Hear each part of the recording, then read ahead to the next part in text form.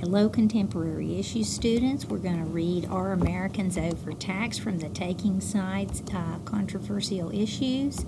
We're going to read the yes side, 7 myths about taxing the rich by Curtis S. Dubé.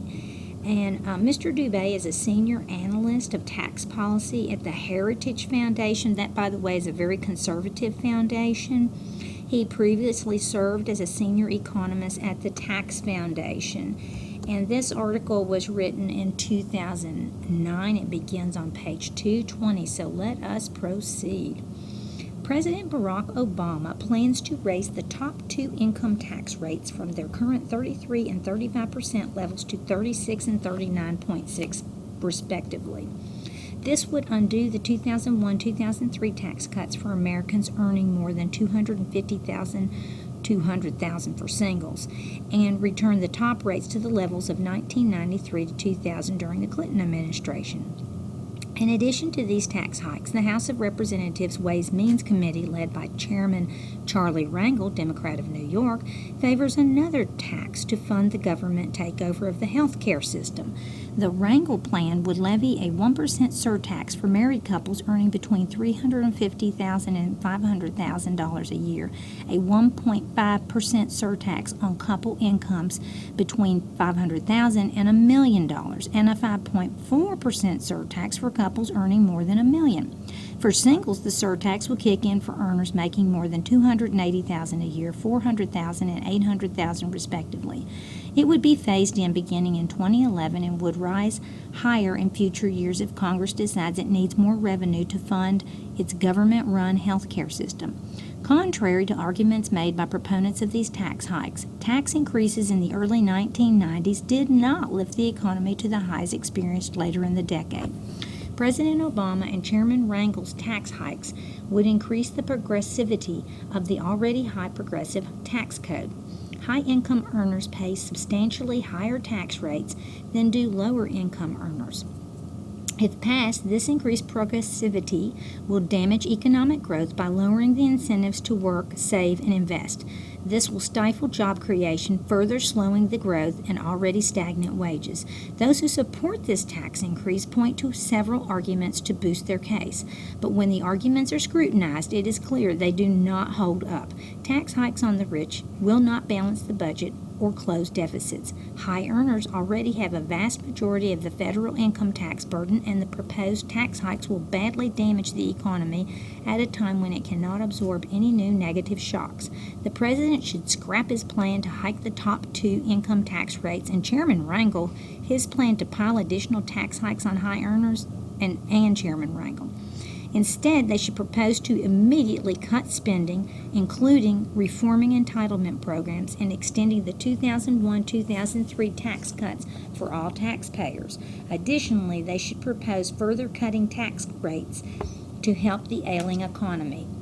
What taxing the rich does to the budget. Myth number 1. Raising taxes on the rich will close budget deficits. Truth. Increasing the progressivity of the income tax code by raising the top 2 rates will not close the deficit. In fact, it will lead to more revenue volatility, which will lead to a larger future deficit. A progressive income tax system collects increasing amounts of revenue during periods of economic growth and decreasing revenue during downturns. It does so mostly because of the volatility of high earners' incomes. During periods of economic growth, their incomes rise sharply and they pay increasingly higher taxes. But because much of the high earners' income stems from volatile sources such as capital gains, dividends, business income, and bonuses, their incomes fall just as sharply during economic downturns as they rose during good economic times, and they have less income to be taxed. Unless Congress suddenly develops spending restraint, increasing the progressivity of the tax code will only amplify the volatility of revenue fluctuations and increase future deficits. When revenue increases mostly from high earners during periods of economic growth, spending would increase because Congress cannot resist spending additional money. But as history shows, when economic growth slows and revenues fall, Congress does not cut back on its spending largesse. Larger deficits would occur because the gap between spending and revenue would grow compared to previous recessionary periods. Even if Congress ignores the long-term implications, sorry for the interruption. Even if Congress ignores the long-term implications of more volatility and decides to close the deficits of raising taxes instead of borrowing as it is doing currently, it still cannot do it just by taxing more of high earners' incomes. Congress would have to decide to raise top rates to levels more Americans would consider confiscatory. In other words, they would be confiscating their money. In 2006, the latest year of available data, there was $2.2 trillion of taxable income for taxpayers earning more than $200,000. Assuming the amount of income at that level is similar this year, Congress would need to tax 80% of that income in order to close the projected $1.8 trillion deficit. Tax rates at such levels would significantly decrease economic activity, and taxpayers would likely avoid or evade paying them, so the revenue gains would likely never materialize. Evade means to get out of it. Who pays the largest chunk of taxes? Myth number 2. The rich do not pay their fair share. Truth, the top 20% of income earners pay almost all federal taxes. The top 20% of all income earners pay a substantial majority of all federal taxes, according to the Congressional Budget Office, the CBO, in 2006, the latest year of available data. The top 20% of income earners paid almost 70% of all federal taxes. This share was 4% higher than 2000 before the 2001-2003 tax cuts. When only looking at income taxes, the share of the top 20% increases even further. In 2006, the top 20% paid 86.3% of all income taxes. This was an increase of 6% from 2000. Myth number 3. The income tax code favors the rich and well-connected. Truth, the bottom 50% of income tax earners pay almost no income taxes, and the poor and middle-class income earners benefit greatly from the tax code. This widely propagated myth has found its way to the White House website's tax page. Quote, for too long, the U.S. tax code has benefited the wealthy and well-connected at the expense of the vast majority of Americans, unquote. As shown in myth number 2, the top 20% pay almost 70% of all federal taxes and over 86% of all income taxes. It is hard to see how the rich benefit from a tax code they pay almost exclusively. The bottom 40% of all income earners benefit greatly from the income tax code.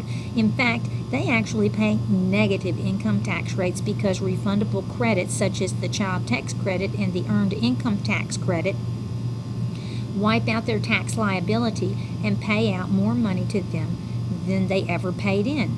Because of the refundable credits, a family of 4 in the bottom 20% of income earners paid an effective income tax rate of negative 6.6% in 2006. As a result, such a family received $1,300 through the tax code. A family of 4 in the second lowest 20% of income earners paid an effective tax rate of 0.8% and received $408 of income through the tax code. The stimulus bill created a new refundable credit and expanded 3 others.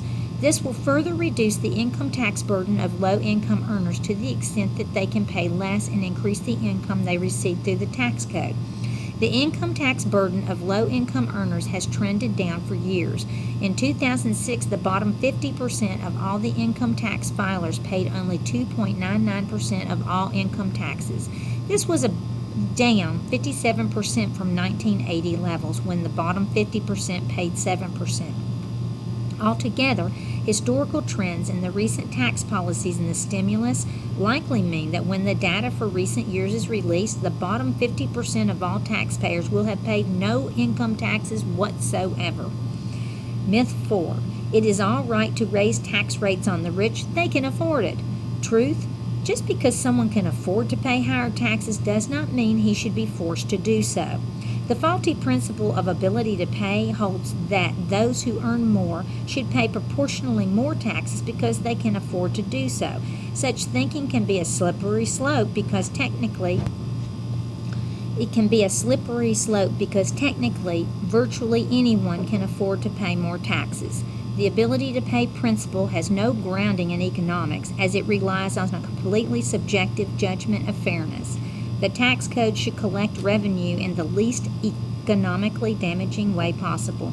Raising rates on the rich damages economic growth because it reduces the incentives to work, save, invest, and accept economic risk, the ingredients necessary for economic growth.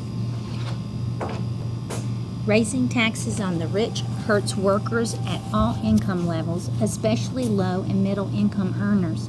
The rich are the most likely to invest. Their investments allow new business to get off the ground or existing businesses to expand. This creates new jobs and raises wages for Americans at all income levels. Taxing more of their income transfers money to Congress that they could otherwise have invested. This means the economy forgoes new jobs and higher wages that the investment would have created for less effective government spending. There is a tax code that can collect more from the high earners than from the low earners without being a barrier to economic growth. Under a flat tax, a taxpayer who earns 100% more than another taxpayer pays 100% more taxes but faces no disincentive to earn more, since he will pay the same rate on every additional dollar earned. The economic impact of higher tax rates. Myth 5. Higher tax rates in the 1990s did not hurt economic growth, so it is all right to raise them to those levels again. Truth. High tax rates in the 1990s were a contributing factor to the 2001 recession, and returning to those rates will damage the already severely weakened economy. The economy boomed during the 1990s for a number of reasons. One key factor was an advance in information technology. Computers, cell phones, the internet, and other technological advances made businesses more efficient. This increased profits and wages and created numerous new jobs. The 1997 tax cut that lowered tax rates on dividends and capital gains from 28 to 20% was also a major factor helping fuel the economic growth of this period. It strengthened the already strong gains from the technology boom. The impressive growth of the S&P 500 index after its passage is testimony to the fact. In the year before the tax cut, the S&P 500 index increased by 22%. In the following year, it increased by more than 40%. The economic benefits of the technological advances and lower taxes on investment were strong enough to overcome the negative impact of the higher income tax rates, and the economy exhibited impressive growth initially. Even though the economy overcame high income tax rates temporarily, it was not strong enough to resist their negative pull forever. A contributing factor to the 2001 recession was the oppressively high levels of federal tax extracted from the economy. In the 40 years prior to 2000, federal tax receipts averaged about 18.2% of gross domestic product. In 1998 and 1999, the tax share stood at 20%, and in 2000, it shot up to the previous record of 20.9% set in 1944. Taxes are high because the top income tax rates were 39.6% and 36%, the same rates President Obama and Congress now target. The economy is in a much more precarious position now than it was in the 1990s. In June 2009 alone, the economy lost 467,000 jobs. With no new innovations like those that created economic growth in the 1990s on the horizon to jumpstart growth today, the economy simply cannot afford tax policies that will destroy more jobs and make it more difficult for the economy to recover. We'll stop here and resume on the next one.